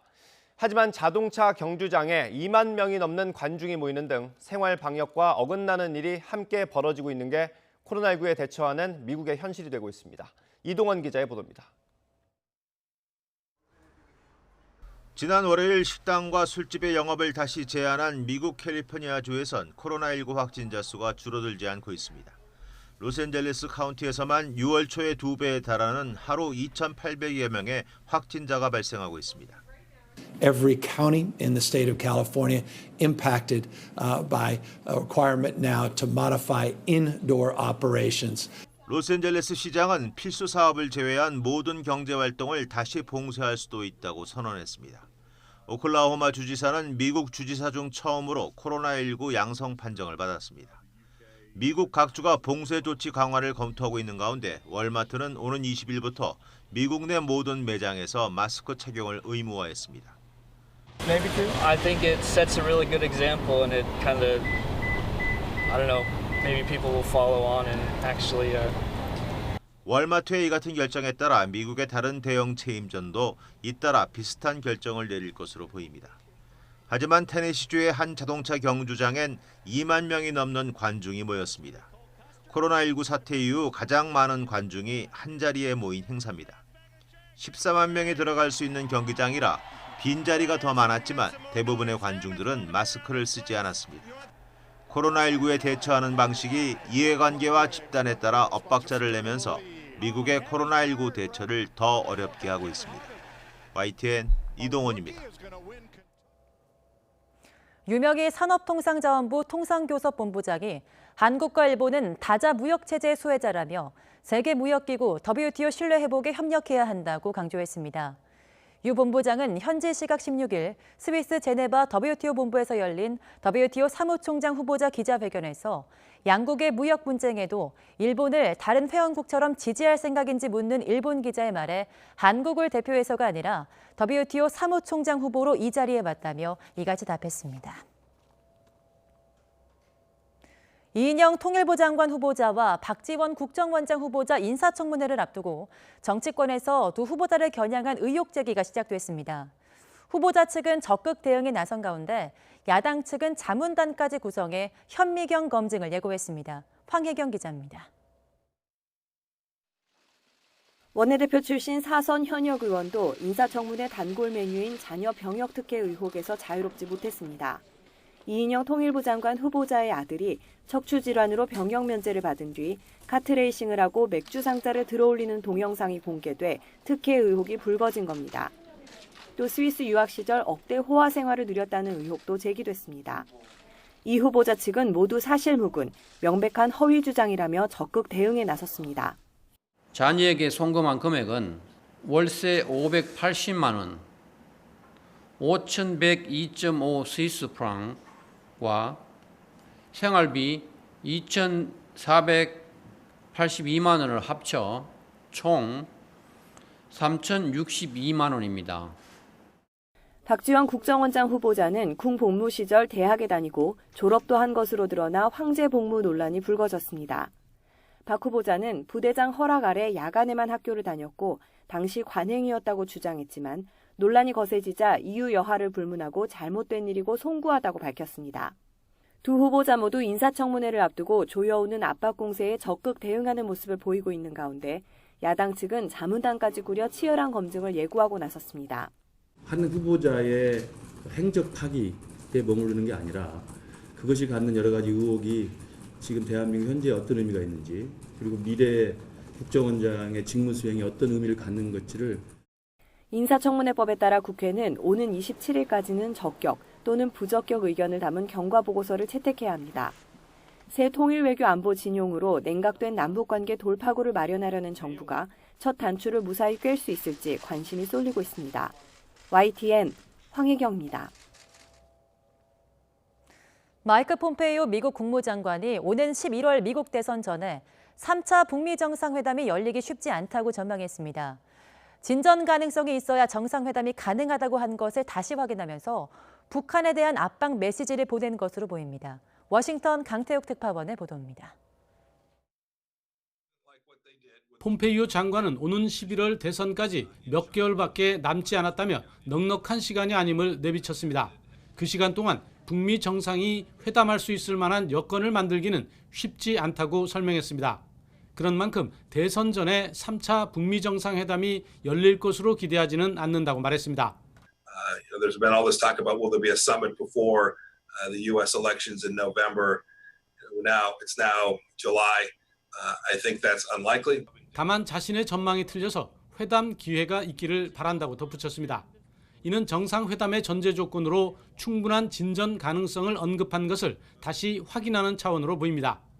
But the truth is, President Trump only wants to engage in a summit if we believe there's a sufficient likelihood that we can make real progress in achieving the outcomes that were set forth in Singapore. 또 북한에 나설 의향이 있는 파트너가 되라며 촉구한 태도 변화가 있어야 함을 압박한 것으로 보입니다. 이런 가운데 미국의 싱크탱크 국익연구소 해리 카지아니스 한국 담당 국장은 트럼프 행정부가 북한에 새로운 제안을 검토하고 있다고 분석했습니다. 북한과 협상이 타결된다면 올가을 아시아 국가 수도에서 3차 정상회담이 열려 합의문이 서명될 것이라는 희망이 있다고 전했습니다. 하지만 지난 2005년 9.19 육자회담에 기초한 러시아와 중국 등을 끌어들이는 다자 협상 틀의 아이디어도 나왔지만 북한이 응하지 않았다며 쉽지 않은 과정임을 내비쳤습니다. 워싱턴에서 YTN 강태욱입니다. 이른바 검언 유착 의혹 사건과 관련해 유착 당사자인 전직 채널A 기자의 구속영장 심사가 오늘 열립니다. 서울중앙지방법원은 오늘 오전 10시 강요미수 혐의를 받는 이동재 전 채널A 기자의 구속영장 심사를 진행합니다. 이 전 기자의 구속 여부는 이르면 오늘 밤 결정될 전망입니다. 인천에 이어서 경기 시흥시와 화성시에서도 수돗물 유충 발견 신고가 잇따르고 있습니다. 시흥시 하상동 아파트 주민은 세면대에서 수돗물을 틀었는데 살아있는 유충이 나왔다며 시에 신고했습니다. 앞서 화성시 동탄 지역에서도 두 가구 수돗물에서 유충으로 보이는 2-3mm 크기의 이물질이 발견됐다는 신고가 지자체에 접수됐습니다.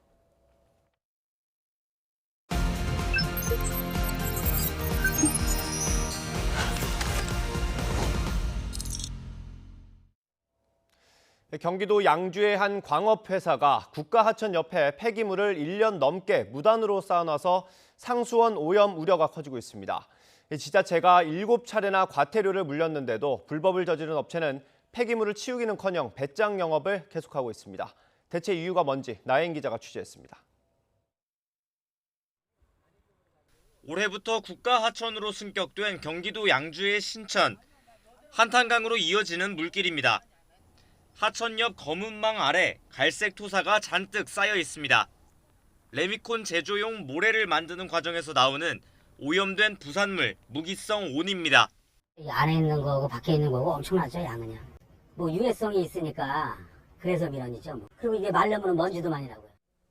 양주시의 한 광업회사가 방치해 둔 건데 지난 2018년 말부터 업체 부지 안팎에 버린 양만 수만 톤에 이릅니다.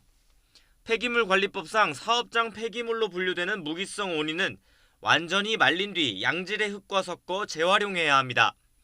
토양을 산성화하기 때문에 농지 매립도 금지돼 있고 하천에 버리는 것도 당연히 안 됩니다. 규정을 완전히 무시하고 있는 겁니다. 관리 감독을 맡고 있는 양주시청은 지난해부터 과태료 7번에 행정명령도 5번이나 내렸습니다.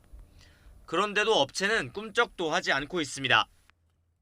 수차례 저희가 제거 조치 및 고발을 진행을 했습니다. 딱히 뭐 강제할 방법은 없는 거죠. 법에서는 지금 좋지 않은 사항이 있어서 그렇죠. 업체는 처리할 땅이 없어서라고 해명했지만 줄일 자리가 없어요. 줄일 자리가. 야도 12월 안에 싹 치워야 돼요. 이건 안 하면 우리도 처벌 받으니까. 실제는 비용 문제였습니다. 처리업체로 가는 거는 톤당 4만 원에서 8만 원 사이예요. 과태료 내는 게 많게는 800만 원, 많게는 뭐 1000만 원, 2천만 원을 내는데 처리 비용이 저희가 대충 따져도 수억에서 뭐 한 10몇 억까지 들어가야 되는 비용이잖아요. 사업장 폐기물을 법대로 처리하지 않으면 3년 이하 징역이나 3천만 원 이하 벌금형에 처해지지만 실제 징역형이 선고되는 경우는 드뭅니다. 법을 비웃듯 업주들이 배짱을 부리는 이유입니다. 전문가들은 이제라도 솜방망이 처벌을 강화하지 않으면 안 된다고 목소리를 높입니다. 외국의 사례를 보면 징벌적 손해배상에 대해서 이런 사안이나 걸리면 기업이 거의 망한다고 봐야죠. 무기성 오니 같은 경우 중금속 성분이 들어있을 확률이 상당히 높습니다. 천변에 망쳤을 때 물이 흘러가서 한창년까지 오염시킬 우려가 있고요. 결국 과태료나 처벌보다 폐기물 처리 비용이 더 무섭다는 건데 하천 생태계는 물론 우리가 먹는 물까지 오염시킬 수 있는 만큼 철저한 관리 감독이 필요해 보입니다. YTN 나힌입니다. 한국은행이 올해 성장률이 기존 전망치인 마이너스 0.2%보다 더 낮아질 것으로 내다봤습니다.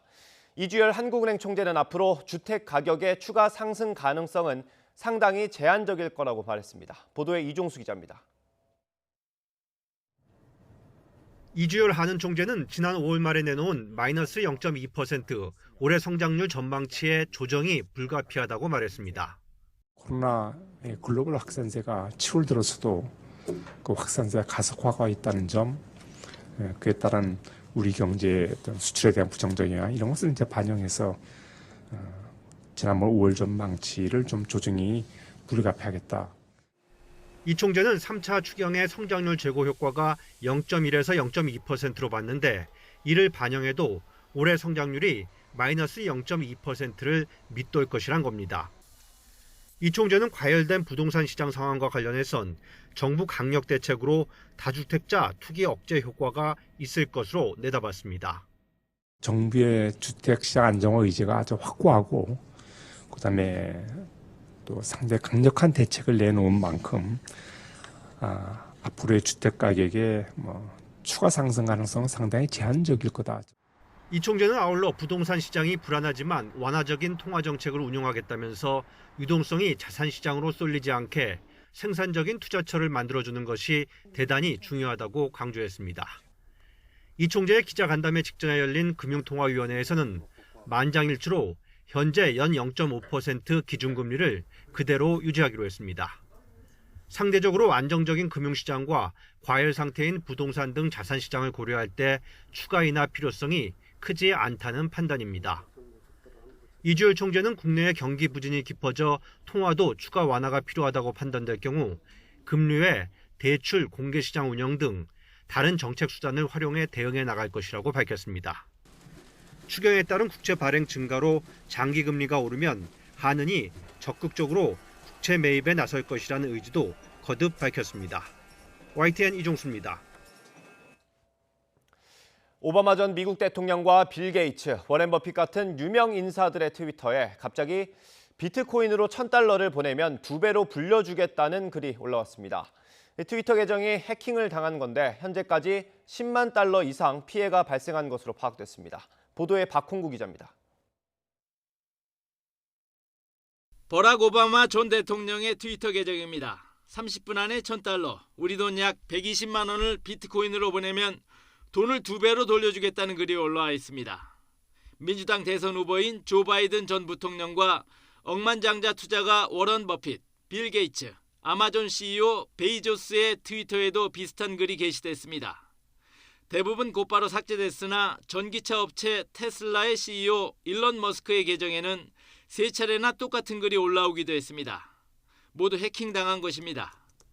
해커들이 올린 비트코인 주소로는 이미 $100,000 이상의 비트코인이 송금된 사실이 확인됐지만 계정 주인들이 대부분 팔로우가 수천만 명에 달해 피해는 더 커질 수 있습니다. AP통신은 이처럼 유명 인사들의 트위터 계정이 동시에 해킹당한 것은 처음이라며 비트코인 사기꾼들의 해킹이 분명하다고 보도했습니다. 미국 언론들은 이번 해킹을 계기로 트위터의 취약한 보안이 확인됐다며 트럼프 대통령 등 트위터를 애용하는 정치인들의 계정이 공격을 받았더라면 더 엄청난 결과를 가져왔을 것이라고 경고했습니다. 미국 정보기술 전문 매체 마셔블도 이번 해커들이 노린 것은 단지 비트코인이었다며 전 세계로서는 운이 좋은 셈이라고 전했습니다. 트위터 측은 해킹 사건의 진상을 조사하고 있다고 밝혔지만 주가는 장외에서 2.3% 하락한 것으로 나타났습니다. YTN 박홍구입니다. 세계의 공장 중국의 경제가 코로나19의 충격에서 빠르게 벗어나고 있습니다. 하지만 팬데믹이 길어지고 미중 갈등이 격화하고 있어서 여전히 불안한 상황입니다. 베이징에서 강성웅 특파원이 보도합니다. 중국 상하이에서 전기차를 생산하는 테슬라 공장입니다. 지난 4월 코로나19로 미국 본토의 공장이 문을 닫았을 때도 이곳은 정상 가동됐습니다. 중국 정부의 봉쇄식 방역으로 코로나19가 진정되면서 중국 내 생산은 대부분 회복됐습니다. 中国汽车市场的总体来看，产业链相对完善，在疫情之下，产业链的抗风险能力相对较强。 특히 마스크와 방호복 등 의료용품을 수출하면서 세계의 공장 역할도 톡톡히 하고 있습니다. 덕분에 지난 1분기 마이너스 6.8%로 추락했던 중국의 국내 총생산이 2분기에는 플러스 3.2%로 반등했습니다. 미국과 유럽 등 대부분의 선진국 경제가 아직 코로나19 충격에 빠져 있는 것과 대조적입니다. 上半年我国经济逐步克服疫情带来的不利影响，经济运行呈恢复性增长和稳步复苏态势，发展韧性和活力进一步彰显。 하지만 생산된 제품이 잘 팔리지 않는다는 게 문제입니다. 올해 상반기에 중국의 소매 판매는 지난해보다 11.4%나 줄었고 수출도 6.2%가 감소했습니다. 특히 소매 판매는 지난달에도 마이너스 1.8%로 1년 전보다도 적었습니다. 아직 이동이 자유롭지 못한 데다 도시 실업률이 5.7%로 높아 소비 심리가 살아나지 않기 때문입니다.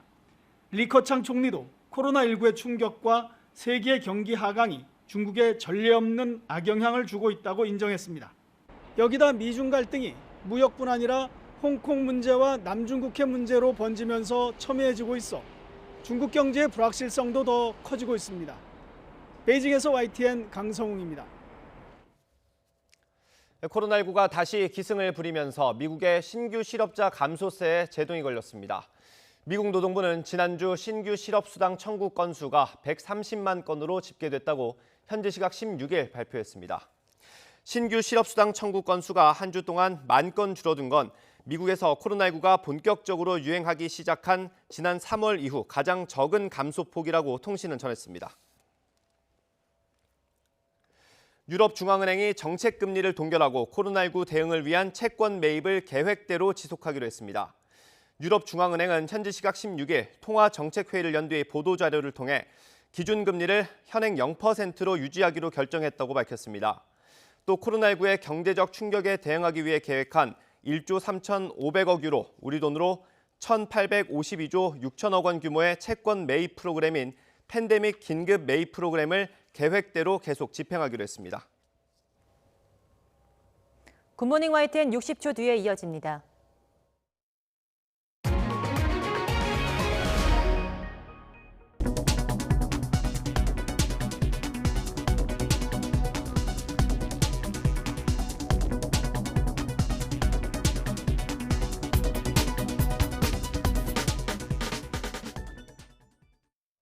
오늘도 30도 안팎의 무더위는 계속됩니다. 오늘 서울의 한낮 기온이 30도로 어제보다 조금 더 덥겠고요. 주말인 내일은 31도까지 오르면서 더위의 기세가 더 강해지겠습니다. 이번 더위는 일요일 전국에 비가 내리면서 누그러질 전망입니다. 오늘 대체로 맑은 하늘이 함께하겠습니다. 다만 기온이 크게 오르는 오후부터는 대기 불안정이 심해지면서 곳곳에 소나기가 지나겠습니다. 단시간에 좁은 지역으로 강하게 쏟아지겠고요. 돌풍과 벼락, 우박이 떨어지는 곳도 있겠습니다. 예상되는 소나기의 양은 5에서 70mm로 지역별로 편차가 크겠습니다. 낮 기온은 어제보다 조금 높겠습니다. 서울 한낮 기온 30도, 대전 30도, 대구 30도, 광주 29도로 예상됩니다. 내일 제주와 남해안을 시작으로 일요일에는 전국에 장맛비가 내리겠고요. 다음 주 후반까지 오락가락 이어지겠습니다. 지금까지 날씨 정보였습니다. 오늘 여성가족부가 긴급회의를 엽니다. 고 박원순 시장의 성추행 의혹이 불거진 뒤 계속되는 2차 가해와 비슷한 사건의 재발을 막기 위한 대책을 논의하는 자리입니다. 네, 서울시의 성폭력 대응 시스템이 제대로 작동하지 않았다는 폭로가 잇따라 나오는 만큼 이제 여성가족부가 역할을 해야 할 때입니다. 회의 내용 나오는 대로 전해드리겠습니다. 검언 유착 의혹 사건의 당사자 가운데 한 명, 이동재 전 채널A 기자의 구속 여부가 이르면 오늘 밤에 결정됩니다. 네, 검찰 수사팀이 다음 주 수사심의위원회 개최를 앞두고 던진 승부수가 먹힐지 법원의 판단이 주목됩니다. 결과 나오는 대로 속보로 전해드리겠습니다. 굿모닝 YTN 마치겠습니다. 고맙습니다.